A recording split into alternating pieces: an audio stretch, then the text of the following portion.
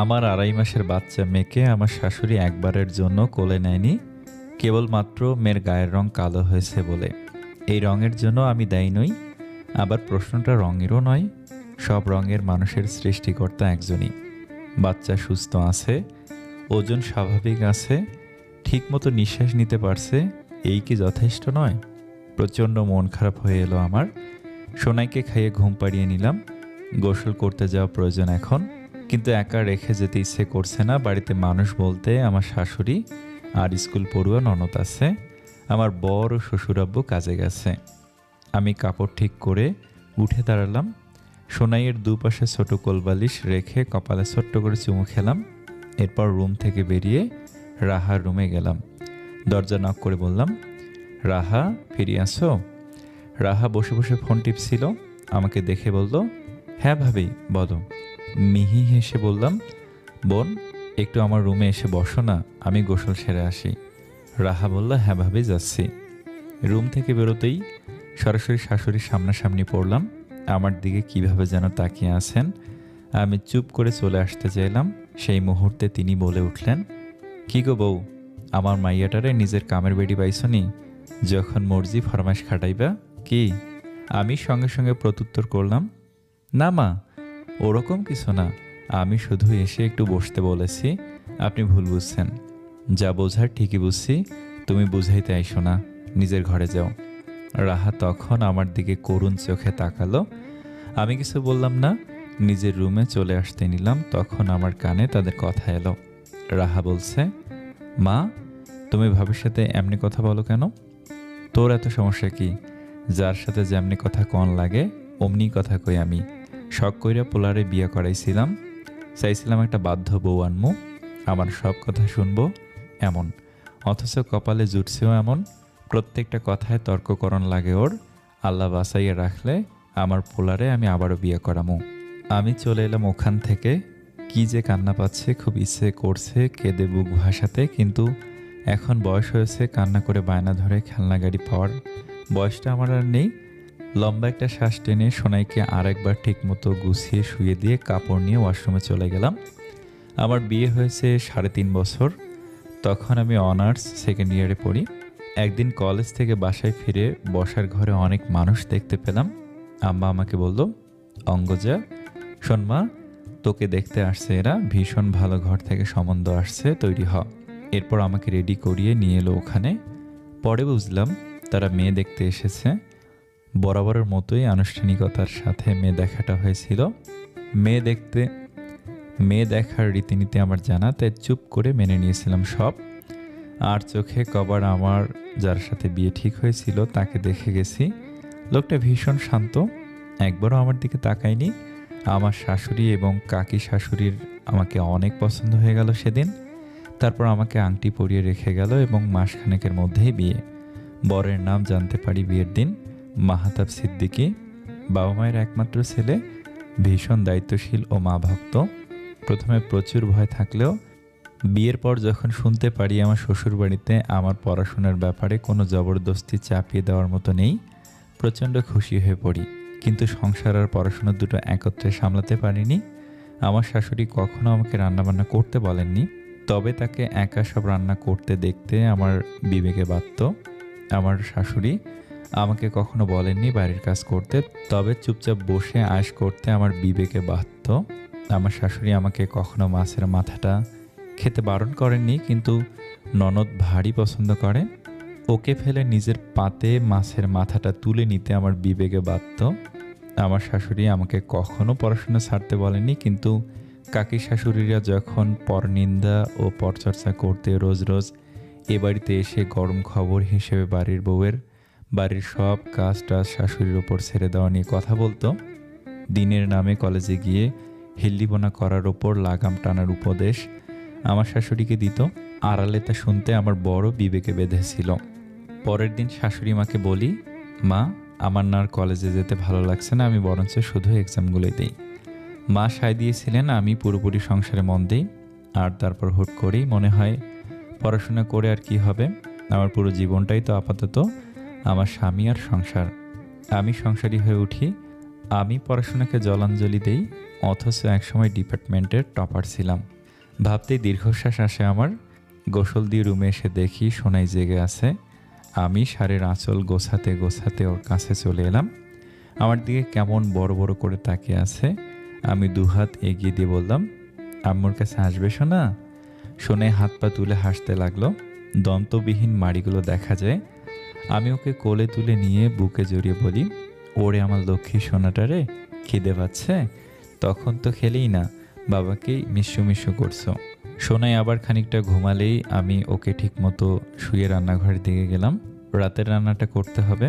মা আমাকে রান্নাঘরে আসতে দেখে অন্যদিকে তাকিয়ে চলে গেলেন।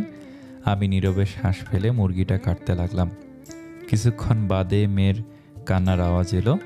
আওয়াজ পেয়েই আমার বুকটা কেঁপে উঠল। হাতের মুরগি ফেলে হাত ধুয়ে যেতেও সময় হবে। রাহাকে ডাকলাম। রাহা ডাকটা বোধহয় শুনতে পেল না। মা সোফায় বসে টিভি দেখছেন। আমার রুমের পাশেই।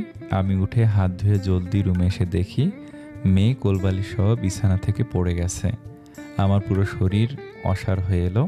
আমি ক্ষণিকেই কান্নারত মেয়েটাকে বুকে জড়িয়ে নিলাম। আমার বিছানাটা বেশি উঁচু না, এক হাতের মতো হবে। উবু হয়ে কোলবালিশের উপর পড়েছে। অল্প লেগেছে বোধহয় নাকে, কপালে আর ঠোঁটে। ঠোঁটের সম্মুখে কেটেছে হয়তো সামান্য রক্ত। বুকে এসে সোনাইয়ের কান্না থেমেছে। আমার চোখ ছলছল করে উঠল। মেয়েকে বুকে নিয়ে বাইরে গেলাম। মা কি কান্নার আওয়াজ শুনেনি? এত পাষাণ কেউ হয়? আমি বসার ঘরে গিয়ে মায়ের মুখোমুখি হয়ে টিভির সামনে দাঁড়ালাম। তিনি ভ্রু কুঁচকে ফেলে বললেন, এগুলো কিসের নাটক মারাইতেছ? সরো এখান থেকে। আমার চোখের জল গাল বেয়ে বেরিয়ে পড়ল। বৃতৃষ্ণায় মুখ বিষিয়ে উঠল। বোধহয় 3.5 বছরে প্রথমবার গলার আওয়াজ উঁচুতে তুললাম। আপনি মানুষ মা? এটা আমার একার মেয়ে, আপনাদের রক্ত না? একটু দয়া মায়া হয় না আপনাদের? কিভাবে মুখ ঘুরে থাকতে পারেন? 2.5 মাস হলো একবারও কোলে নেননি, তাকিয়ে দেখেননি কেন? চোখ রাঙিয়ে উঠলেন মা। অঙ্গজা, তোমার হ্যাডাম দেখে অবাক হইতেছি। কার লগে কথা কইতেছ, ভুলে গেছ? আমি প্রত্যুত্তর করলাম, মা ভুল বলতেছি না আমি। আপনি দেখেন, আপনারই ছেলেরই তো সন্তান, কিভাবে পারেন মুখ ঘুরিয়ে থাকতে? মা ধমকে উঠলেন, চুপ, এত কথা কই পাইতেছিস? বাড়ি থেকে বাইর করে দিতে পারি, ভয় ডর লাগে না? হ্যাঁ, এটা তো তোর বাপের বাড়ি পাইছস। আমি থমথমে আওয়াজে বলে উঠলাম, আপনি আমাকে এই বাড়ি থেকে বের করে দেওয়ার কথা বলতে পারেন না মা। আমি যেমন এই বাড়ির বউ, আপনিও বউ। এই বাড়ির মেয়ে নন, আপনারও এই বাড়ির ওপর অধিকার নেই। আমারও অধিকার চেনাই তো সোস। আমি নরম হলাম। বেয়াদবি মাফ করবেন মা। আপনি সোনাইকে দেখেন একটু, গায়ের রঙের ওপর ওর কি দোষ? আমরা তো ইচ্ছে করে করিনি মা। একটু তাকিয়ে দেখুন, কি মায়াময় চেহারা ওর, কিভাবে আপনার দিকে তাকিয়ে আছে দেখুন। কোলে নেবেন না? আপনাদের রক্ত নাও। এবার শাশুড়ির বলা কথাটা আমার অন্তরাত্মা কাঁপিয়ে তুলল। এই কালা মাইয়ারে আমি আমার রক্ত মানি না। কোনকার বেজন্মাইটা, কোনখানে কোন কুকাম করে আইসা পয়দা করছে সেইটারে কে জানে। তোদের দুইটার যে বাড়িতে এতদিন জায়গা দিছিলাম, এই তোর 7 কপালের ভাগ্য ছিল। আর তুই ওরা শুরু করছস? থাকতে খাইতে পারতেছিলি, ভালো লাগতেছিল না না? আমি কথা হারিয়ে ফেললাম। একবার মেয়ের দিকে তাকালাম, একবার মায়ের। মেয়েটা আবার কান্না করে যাচ্ছে এক নাগারে। আমি স্তব্ধ হয়ে আছি। এমন সময় কলিং বেল বাজলো।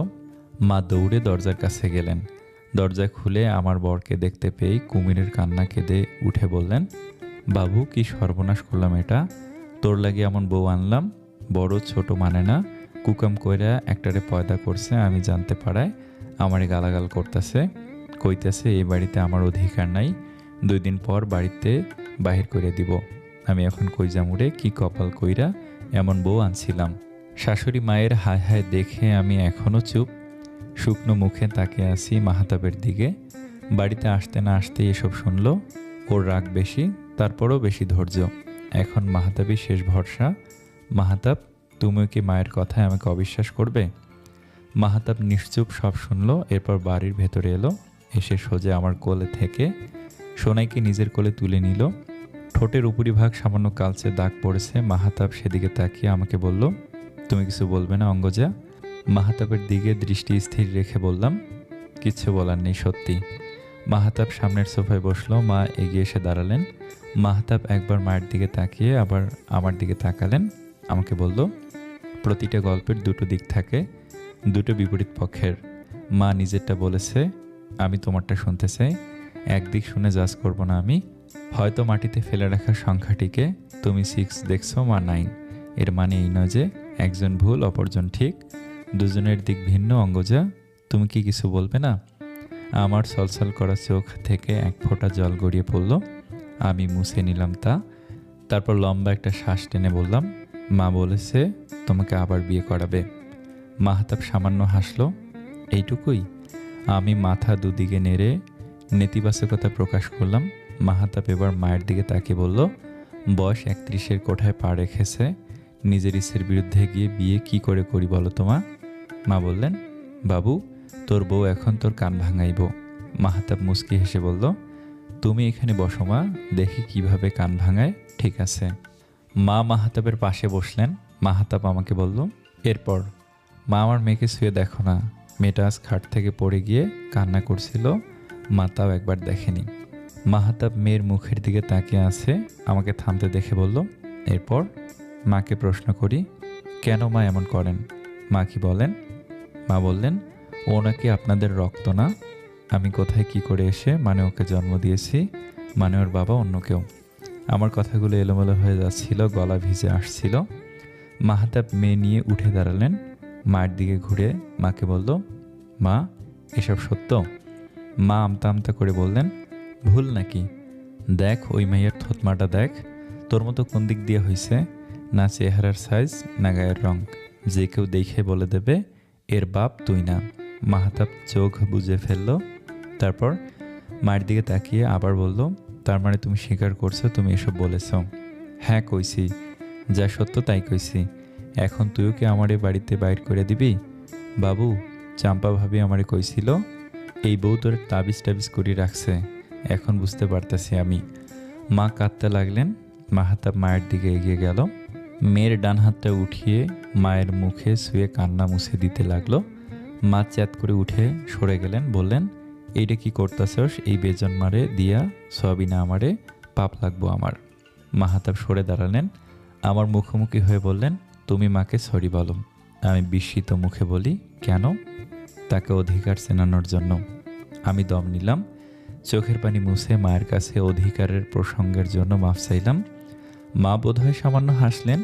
আমার অসম্ভব খারাপ লাগলো বিষয়টা।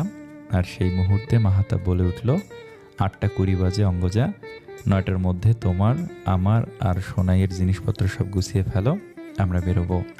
আমি বুঝতে না পেরে ওখানেই দাঁড়িয়ে রইলাম। মা অবিশ্বাস্য চোখে তাকালেন মাহতাবের দিকে, জিজ্ঞেস করলেন, কি কস এডি, কনে যাবি? মাহতাব মুচকি হাসলেন, মায়ের দিকে তাকিয়ে বললেন, আমি কার প্রতি অবিচার করব না মা। এখানে থাকলে রোজ রোজ তোমার আর আমার বউয়ের ঝগড়াঝাটি হবে। মনের ভেতর একবার সন্দেহের উৎপত্তি হয়ে গেলে কখনোই আর বিশ্বাস করা যায় না কাউকে। তুমিও আমার বউকে বিশ্বাস করতে পারবে না। আর আমি চাই না যে এই মেয়েটা নিজের সব কিছু ছেড়ে আমার কাছে এসেছে সেই মেয়েটাকে কষ্টে রাখতে। পৃথিবীর সমস্ত কষ্টকে আমি শূন্যে পৌঁছাবো আমার বউয়ের জন্য। কষ্টটা যদি তোমার তরফ থেকে আসে আমি ঢাল হতে পারবো না। সব ক্ষেত্রে মাতৃ আজ্ঞা পালন করতে করতে হয়তো মেয়েটাকে কষ্ট দিয়ে ফেলবো, তাই তোমাদের আলাদা থাকাই ভালো। তোমার জন্য তোমার পরিবার আছে, আমি আছি। আমার বউয়ের আর মেয়ের জন্য কেবল আমি আছি। আপাতত চাইছি সবাই ভালো থাকুক। মাহতাবের এত সব কথার মাঝে আমি আটকে রইলাম তার বারবার বলা আমার বউ কথাটিতে। মা চিল্লিয়ে উঠলেন, আব্বা যাইস না, আমি কল তোরে হুজুরের কাছে নিয়ে যাবো। চম্পা ভাবি কাইলু আমারে কইছিল বউ তোরে তাবিজ করছে, আমি বিশ্বাস করি নাই তখন, কিন্তু এখন বুঝতেছি আল্লাহ আমার কি সর্বনাশ হইল। আব্বা, কাল না এখনই চল তোরে হুজুরের কাছে নিয়ে যাবো। মাহতাব বলল, মা, আমার স্ত্রীর চরিত্র আর সন্তানের জন্মের প্রশ্ন তুলে তুমি আমায় বুঝিয়েছ আমি স্বামী ও বাবা হিসেবে কতটা ব্যর্থ। সেখানে কিভাবে একজন আদর্শ ছেলে হিসেবে তোমার আসলে বাধা পড়ি বলো তো। মা অশ্রুসিক্ত নয়নে মাহতাবের দিকে তাকিয়ে রইলেন।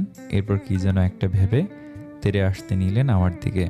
বিড়বিড় করে বললেন, হারামজাদি, আমার তো শখের সংসার নষ্ট করতে আইসিস তুই? আগে থেকেই ভাবিরা কইছিল বউ কখনো মাইয়া হয় না, আগে থেকেই টাইটে রাখতে হয়, নইলে মাথায় চইরা নাচন শুরু করে, তারপর এক সময় সংসার ভাঙে। আমার পোলাডা একটা ছাড়া দুইটা কথা কইতো না আমার উপরে, সে আমার কথা শুনে তোর লাগি। তোরে তো। মা এগিয়ে এসে আমার চুলের মুঠি ধরতে এলেন। ওপাশ থেকে মাহাতাব এসে মাঝে দাঁড়িয়ে পড়ল। মা হেস হেস করতে করতে বললেন, বাবু পথ ছাড়, সামনের থেকে সর। মাহাতাব কঠিন গলায় আমাকে আদেশ করলো, 5 মিনিট, যা প্রয়োজন গোছাও। মা বললেন, কোথাও যাইবি না তুই, এই মায়ারে যাইতে ক, ওরে আমার বাড়ি থেকে বাইর কর। মাহাতাবের গলা আরও গম্ভীর হলো, অঙ্গজা, তোমায় যেতে বলছি না, রুমে যাও। আমি চলে এলাম। রুমের ভেতর থেকেও মা ছেলের কথা শুনতে পেলাম। মা বিভিন্ন কথা বলে যাচ্ছেন, মাহাতাব তা শুনছে।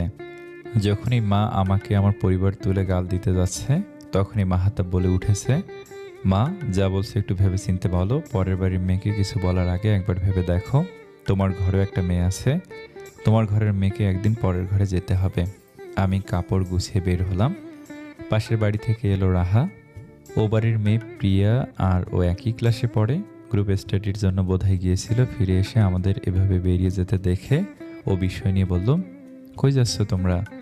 মাহাতাব ওর মাথায় হাত বুলিয়ে বলল, মায়ের খেয়াল রাখিস কেমন?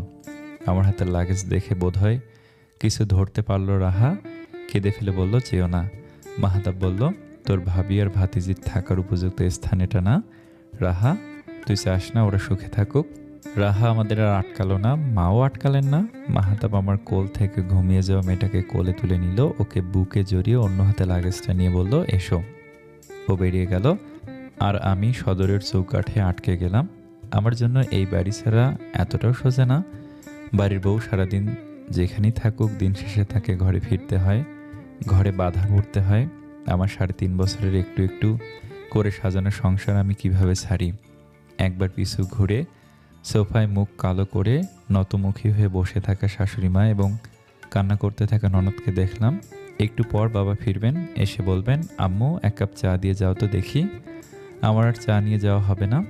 আমার আর চায়ের বাহানায় বাবার সাথে ঘণ্টাখানেকের আলাপান হবে না। এ বাড়িতে সবচেয়ে বেশি কথা তো বাবার সাথেই বলি। মানুষটাকে বলে যাওয়া উচিত নয় কি? মাহাতাব তাড়া দিল, অঙ্গজা এসো, দেরি হয়ে যাচ্ছে। আমি চৌকাঠ পেরোলাম, কিন্তু এই রাতের 9টা বাজে। আমাকে আর আমার 2.5 মাসের বাচ্চা সন্তানকে নিয়ে মাহাতাব যাবেই বা কোথায়? ব্যথিত চোখে যখন ওর দিকে তাকালাম, চোখের পলক ফেলে মাহাতাব আমায় আশ্বাস দিল, আমি আছি। বাতাসেরা যেন একত্রে গান গেয়ে উঠল, পুরো পৃথিবী আমার বিপরীতে থাকলেও আমাকে তুমি পাশে পাবে। মাহাতাব আমাকে নিয়ে সেদিন ওর একটা বন্ধুর বাড়িতে উঠল। বন্ধুর পরিবারের লোকেরা আমাকে আর আমার মেয়েকে আপন করে নিল ক্ষণিকেই। ভাবির সাথে দারুণ একটা সম্পর্ক তৈরি হয়ে উঠেছিল আমার। বাবা কল দিয়েছিল রাতে, আমাকে ফিরতে বলেননি, কেবল হাসি মুখে বলেছিল, মা আমি চাই তুই ভালো থাকিস, আমি জানি এখন তুই ভালো থাকবি, আমার নাতনির খেয়াল রাখিস, আমি প্রতি সপ্তাহে 2 বার করে তোদের দেখে আসব। মাহাতাব পরের 3 দিনের জন্য অফিস থেকে ছুটি নিয়ে নেয়। সকালে উঠেই অফিসের নিকটবর্তী এলাকায় বাসা দেখে ফেলল, একটা 2 বেডরুমের বাসা। মাসের শুরু, বেতনটা ব্যাঙ্ক অ্যাকাউন্টে ট্রান্সফার করা হয়েছে 2 দিন আগেই। এতে সুবিধা হলো, মাহাতাব বেতনের 60,000 উঠিয়ে নিয়েই সেখান থেকে 20,000 বাড়িতে পাঠিয়ে দেয়। বাবার ইনকাম যথেষ্ট হলেও মাহাতাব বরাবরই 20,000 মায়ের হাতে আর 20,000 আমার হাতে তুলে দেয়। আমার টাকাগুলো ডিপোজিট করে রাখতাম, বাকি টাকার কিছুটা বোনের কাছে এবং নিজের হাত খরচের জন্য রাখত। বাড়ির খরচ বাবার টাকাতেই চলতো। এখন পরিস্থিতি ভিন্ন, তবুও নিজ দায়িত্বে মায়ের কাছে 15,000 এবং বোনের হাত খরচের জন্য 5,000 পাঠিয়ে দিল। মোটামুটি চলার জন্য বাকি টাকায় বাসার অ্যাডভান্স দিয়ে টুকিটাকি সামগ্রী কেনা হলো, 10,000-এর মতো রইল। বাসা পরিষ্কারের কাজে আমি হাত দিতে পারিনি, আমার মাত্রাতিরিক্ত ডাস্ট অ্যালার্জি, আবার ঝুঁকে মোছামুছি করতেও পারিনি। সবটা মাহাতাব একাই করলো বিনা অভিযোগে। সারাদিন বাইরের খাবার দিয়েই চললাম। রাতে মেয়েকে ঘুম পাড়ানোর জন্য যখন শুয়েছি, মাহাতাব এসে দুম করে শুয়ে পড়ল। আমি মলিন চোখে ওর ক্লান্তি দেখলাম। ও প্রচণ্ড উদাস গলায় আমাকে জিজ্ঞেস করলো, খুব কষ্ট হচ্ছে অঙ্গজা? এই তো, কটা দিন কষ্ট করো, তারপর আমি সব ঠিক করে দেব। আমার কী যে খারাপ লাগলো। এই মানুষটার প্রতি আমার কোনো অভিযোগ নেই কেন? অন্য কোনো পুরুষ হলে এই ক্লান্তির জন্যই বোধহয় খারাপ ব্যবহারটা করে ফেলতো, অথচ আমার পুরুষটা এমন কেন, নিজেকে নিয়ে ভাবে না কেন? আমি বিড়বিড় করে বললাম, মাহাতাব চলো ফিরে যাই, এইভাবে তোমার কষ্ট হবে। মাহাতাব হাসলো, আর ও বাড়িতে তোমাদের কষ্ট হবে, আমি মানিয়ে নেব। আমি তোমার কষ্টকে মেনে নিতে পারবো না যে, আমি তোমাদের কাউকে কিছু করতে পারবো না, তবে মাকে বোঝাবো, মাঝে মাঝেই বোঝাবো, সবটা মাকে। আমি অনেকদিন ধরে আমার মেয়ের প্রতি মায়ের উদাসীনতা লক্ষ্য করেছি, কিন্তু টের পাইনি। তোমার বিষয়টা আগে বলা উচিত ছিল। আমি ফুঁপিয়ে উঠে বললাম, ভালোবাসি মাহাতাব। মাহাতাব এক হাত আমার গালে রেখে বলল, আমিও আমার সন্তানের মাকে ভীষণ ভালোবাসি। আমার সে কি সুখ! ধীরে ধীরে সংসারটা গুছিয়ে নিতে লাগলাম। সোনাই বড় হতে লাগলো। ওর ভালো নাম মেহেরিন সিদ্দিকী অঙ্গনা রাখলাম। ওর চাঞ্চলতা বাড়ল। বাড়ির এ কোণা থেকে ও কোণা হামাগুড়ি দিতে লাগলো। বাবা প্রায়ই আসে। রাহা রোজ স্কুল থেকে ফেরার পথে সোনাইকে দেখে যায়। মেয়েটা বড় হতে লাগলো বাবার মতো করে। সবসময় ঠোঁটের কোণে বিশাল একটা হাসি থাকে। কাঁদে না। হাঁটতে গেলে যদি পড়ে যায় তখনও কাঁদে না। কিছুক্ষণ বসে এদিক ওদিক দেখে, তারপর ওঠার চেষ্টা করে। এখন সে কিছু শব্দ বলতে পারে, যেমন মা, আব্বা, দাদা, মাম্মানি, খাবো, যাবো এসব। দুদিন ধরে ওকে শেখাচ্ছি দাদু বলা। ও শিখেছেও। তারপর আজ আমার অন্য নাম্বার দিয়ে মাকে কল দিলাম। মা যখন কল রিসিভ করলো, সোনাইয়ের সামনে ধরলাম। সোনাই একগাল হেসে দাদ্দু দাদ্দু বলতে লাগলো। ওপাশ থেকে থমথমে নীরবতা। আমি হেসে ফেলে কল কেটে দেই। এরকম কাহিনী আমি মাঝে মাঝেই করতে লাগলাম। সোনাইকে নিয়ে আজ একটু বের হয়েছিলাম কিছু কেনাকাটায়। রাস্তায় মায়ের সাথে দেখা হয়ে যায়। তিনি এগিয়ে গেলেন। এগিয়ে এসে আমার দিকে তাকে জিজ্ঞেস করলেন, কি খবর? আমি মুচকি হেসে বললাম, আলহামদুলিল্লাহ, ভালো আছেন মা? যার পোলা বাড়ি ছাড়ে সেই মা ভালো থাকে? আমি টের পাই তার সূক্ষ্ম ব্যথাটা। এর মধ্যে সোনাই দুহাত বাড়িয়ে দিল মায়ের কোলে যাওয়ার জন্য। গোল মুখের ফুলো ফুলো গালে হাসছে। মা এড়িয়ে যেতে পারলেন না, কোলেও নিলেন না। একটু একদৃষ্টে সোনাইয়ের দিকে তাকিয়ে রইলেন। গাড়ির হর্ন বাজতেই মা সংবিত শক্তি ফিরে পেলেন। তারপর বললেন, আমার পোলাটাকে আমার থেকে আলাদা করে ভালো করো নেই। আমার ইচ্ছাকৃত না, বুঝি বুঝি। মা চলে গেলেন। আমি ফিরে এলাম। তারপর অ্যাক্সিডেন্টলি মায়ের সাথে আমার একাধিকবার দেখা হতে লাগে। এক রাতে বাবা আমার ফোনে ভয়েস মেসেজ পাঠায়, যেখানে মা আর বাবার কথোপকথন ছিল। সম্ভব্য মায়ের অজান্তে তা রেকর্ড করা। মা বলছিলেন, জানেন বাবুর আব্বা, মাইয়াটা না একেবারে বাবুর মতো দেখতে। আমার বাবু ছোটকালে যেমন খালি হাসতো না, অমনে বাবুর মতো ডান গালে একটা টোলও আছে। আর চোখও ছোট ছোট হয়ে যায় হাসার সময়। খালি তাকাইয়া থাকতে মন চায়। বাবা বললেন, তুমি না মায়ের আর মেয়ের ব্যাপারে কত কথাই বলছিলা। মায়ের থেকে অনেকক্ষণ বাদে উদাস গলায় কথা এলো, পাশের বাড়ির ভাবিরা আমার নাতনির গায়ের রং নিয়ে যে আপনি চোখ মুখ কোঁচকায়, আমার খারাপ লাগে। সেদিন ভাবি মেলা কথা কইল, রাগের মাথায় অঙ্গজের ওপর ঝাড়ছি। আমার উচিত হয় নাই। তাইলে কল দিয়ে ফিরতে কইলেই ফিরবো? বাবা বললেন, চেষ্টা করতে পারো। মা চেষ্টা করলেন না, কথা বললেন না। আর এভাবে আরও কটা মাস কাটলো। ও বাড়ি থেকে চলে আসার 1.5 বছরের বেশি পেরিয়েছি। একদিন মাহাতাব সন্ধ্যার আগেই অফিস থেকে চলে এলো, সাথে মাকে নিয়ে এলো। আমি প্রচণ্ড অবাক হয়ে যাই। মাকে ভেতরে এনে বাড়ির এদিক ওদিক দেখাতে লাগলাম। আমাকে বলল মায়ের পছন্দ মতো রান্না করতে। আমি রান্নায় লেগে যাই। সোনাই রুমে খেলছিল। মাহাতাব গোসলে গেল। আমি রান্নার এক ফাঁকে সোনাইকে দেখতে রুমে আসি। ভিড়িয়ে দেওয়া দরজার এক প্রান্ত দিয়ে সোনাইয়ের পাশে মাকে বসে থাকতে দেখলাম। সোনাই তার প্লাস্টিকের খেলনাগুলো নিয়ে খেলছে। একটা একটা মায়ের দিকে এগিয়ে দিচ্ছে, আবার খেলছে। মা চুপ হয়ে ওর দিকে তাকিয়ে আছে। আদর করছে না, ফেলেও দিচ্ছে না। কেমন যেন বিমুগ্ধ চোখে আমার মেয়েকে দেখে যাচ্ছে। প্রশান্তির শীতল হাওয়া আমার অন্তর ছুঁয়ে গেল। আমি দৌড়ে রান্নাঘরে এসে রান্নায় মন দিলাম। পাশে না মা দেখে ফেলে। মাহাতাব গোসল সেরে বেরোতেই ওকে জিজ্ঞেস করলাম, মা এলো নাকি জোর করে নিয়ে এলে? মাহাতাব হেসে বলল, এভাবে আসতো নাকি? আসতে ইচ্ছে হলেও আসতো না, তাই জোর করে নিয়ে এলাম। আমি আমার দায়িত্বশীল স্বামীকে মুগ্ধ চোখে দেখে গেলাম। যাওয়ার সময় মা বারবার পিছু ফিরে চাইছিলেন। আমি বললাম, মা একদিন থেকে যান। তাতে মা রাজি না। মাহাতাবের হাত শক্ত করে ধরে বলল, আব্বা ফিরে আয়। মাহাতাব নিশ্চল আওয়াজে বলতো, তোমাকে রেখে বাবা কখনো অন্য কোথাও থেকেছে মা? তুমি নানু বাড়ি গেলেও তো বাবা গিয়ে থাকতো। মা চুপ থাকলেন। মাহাতাব আবার বলল, তাহলে আমি কিভাবে ওদের রেখে যাই? মা হয়তো খুব করে বলতে চাইলেন ওদের নিয়ে আয়, কিন্তু বললেন না কিছু। প্রলম্বিত শ্বাস ফেলে চলে গেলেন। এরপর সম্ভবত আরও কটা মাস কেটে যাওয়ার পর একদিন হুট করেই মাহাতাব আমাকে বলল, এক জায়গায় নিয়ে যাবে, তৈরি হতে। আমি সোনাইকে নিয়ে তৈরি হলাম। মাহাতাব আমাকে চমকে দিয়ে আমার বাড়িতে নিয়ে এলো। মা দেখে অবাক হলেন প্রচণ্ড। চেহারায় বিস্ময়ের সাথে এক ঝাঁক খুশি নিয়ে জিজ্ঞাসা করলেন, চলে আসছিস তোরা? যেন তিনি চান আমরা থেকে যাই। কেবলমাত্র ইগোর জন্য মুখ ফুটে বলতে পারছেন না। মাহাতাব জবাবে হাসলো, কিছু বলল না। রাহা এসে আমাকে জড়িয়ে ধরলো। দুপুরের খাওয়া দাওয়া শেষ হলো। আরও কিছুক্ষণ থাকার পর হুট করে মাহাতাব বলল, আবার একদিন আসবো মা, আজ যাই। মা সঙ্গে সঙ্গে বলল, না গেলে হয় না। মায়ের আওয়াজ ভেজা। মাহাতাব মায়ের দুগালে হাত রেখে কপালে চুমু খেয়ে বলল, আবার আসবো।